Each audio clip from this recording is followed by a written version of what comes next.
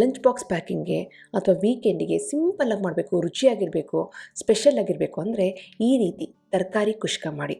Excellent ಆಗಿರುತ್ತೆ, ಮಾಡೋದು ಸುಲಭ, ತಿನ್ನೋದಕ್ಕಂತೂ ಅದ್ಭುತವಾಗಿರುತ್ತೆ. ಇದನ್ನು ಹದವಾಗಿ ರುಚಿಯಾಗಿ ಮಾಡೋದು ಹೇಗೆ ಅಂತ ನೋಡೋಣ. ನಾನು ಆಶಾ, ನಿಮಗೆಲ್ಲರಿಗೂ ಅಡುಗೆ ಸಾಧನಕ್ಕೆ ಸ್ವಾಗತ. ಈ ವೆಜಿಟೇಬಲ್ ಕುಷ್ಕಾಗೆ ಇವತ್ತು ಡೈರೆಕ್ಟಾಗಿ ಕುಕ್ಕರ್ನಲ್ಲಿ 1 ಟೇಬಲ್ ಸ್ಪೂನಷ್ಟು ಎಣ್ಣೆ ಹಾಕ್ಕೊಂಡು ಹಾಗೆಯೇ 1 ಟೇಬಲ್ ಸ್ಪೂನಷ್ಟು ತುಪ್ಪನ ಸೇರಿಸ್ಕೊಳ್ತಾ ಇದ್ದೀನಿ. ತುಪ್ಪ ಎಣ್ಣೆ ಸ್ವಲ್ಪ ಬಿಸಿ ಆದಮೇಲೆ ಇದಕ್ಕೆ ಸ್ವಲ್ಪ ಗರಂ ಮಸಾಲೆ ಸಾಮಗ್ರಿಗಳನ್ನ ಸೇರಿಸ್ಬೇಕಾಗತ್ತೆ. ಅದು ಸ್ವಲ್ಪ ಜೀರಿಗೆ, ಚಕ್ಕೆ, ಜಾವಿತ್ರಿ, ಲವಂಗ, ಪಲಾವ್ ಎಲೆ, ನಿಮ್ಮ ಮನೇಲಿ ಯಾವ ಗರಂ ಮಸಾಲೆ, ಡ್ರೈ ಗರಂ ಮಸಾಲೆ ಇದೆಯೋ ಅದನ್ನು ಸೇರಿಸ್ಬೋದು.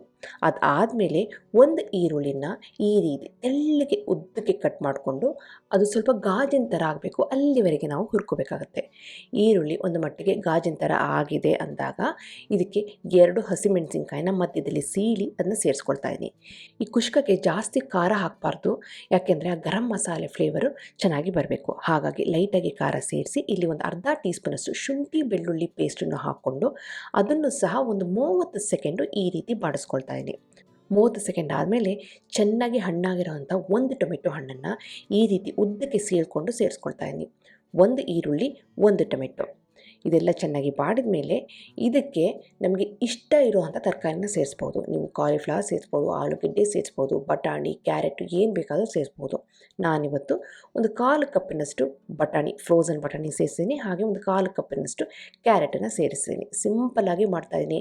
ಲಂಚ್ ಬಾಕ್ಸಿಗೆ 5 ನಿಮಿಷದಲ್ಲಿ ನೀವು ಏನಾದರೂ ಮಾಡಬೇಕು ಅಂದರೆ ಇದನ್ನು ಸೂಪರಾಗಿ ಸಿಂಪಲ್ಲಾಗಿ ಮಾಡ್ಬೋದು. ಈ ತರಕಾರಿ ಹಾಕಿ ಒಂದು 20 ಸೆಕೆಂಡ್ ಬಾಡಿಸಿದ ಮೇಲೆ ರುಚಿಗೆ ತಕ್ಕಷ್ಟು ಉಪ್ಪನ್ನು ಹಾಕ್ಕೊಂಡು ಈರುಳ್ಳಿ, ಟೊಮೆಟೊ ಹಾಗೆ ಕ್ಯಾರೆಟು, ಬಟಾಣಿ ಇವೆಲ್ಲನೂ ಚೆನ್ನಾಗಿ ಬಾಡಿಸ್ಕೊಳ್ತಾ ಇದ್ದೀನಿ. ಇಲ್ಲಿವರೆಗೆ ಖಾರಕ್ಕೆ ಅಂತ 2 ಹಸಿಮೆಣಸಿನ್ಕಾಯಿ ಹಾಕಿದ್ದೀವಿ, ಜೊತೆಗೆ ಸ್ವಲ್ಪ ಗರಂ ಮಸಾಲೆ ಮಾತ್ರ ಇಲ್ಲಿ ಸೇರಿಸ್ತೀವಿ.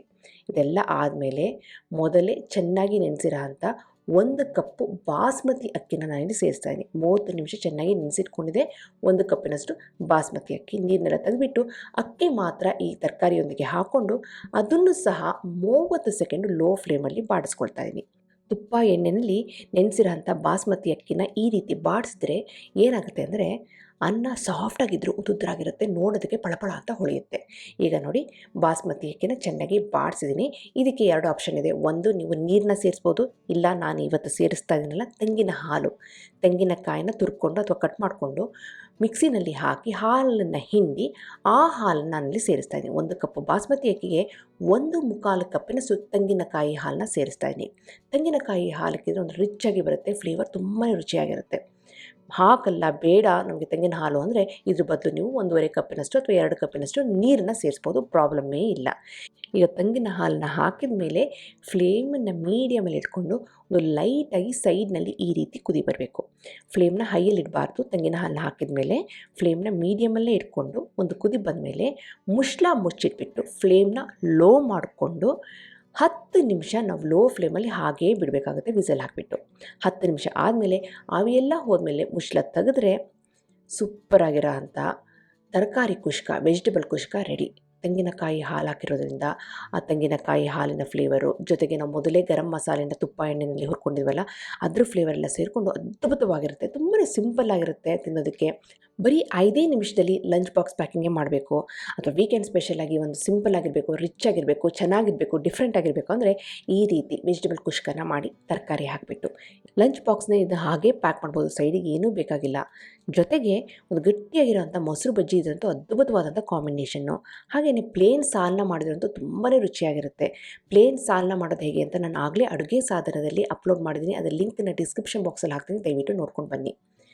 ಈ ವೈಟ್ ಕುಷ್ಕ, ಮೊಸರು ಬಜ್ಜಿ, ಪ್ಲೇನ್ ಸಾಲನ್ನ ಅದ್ಭುತವಾದಂಥ ಕಾಂಬಿನೇಷನ್. ಖಂಡಿತವಾಗ್ಲೂ ಮಾಡಿ ಹೇಗೆ ಬಂತು ಅಂತ ನನ್ನ ಕಮೆಂಟ್ ಸೆಕ್ಷನ್ ದಯವಿಟ್ಟು ತಿಳಿಸಿ.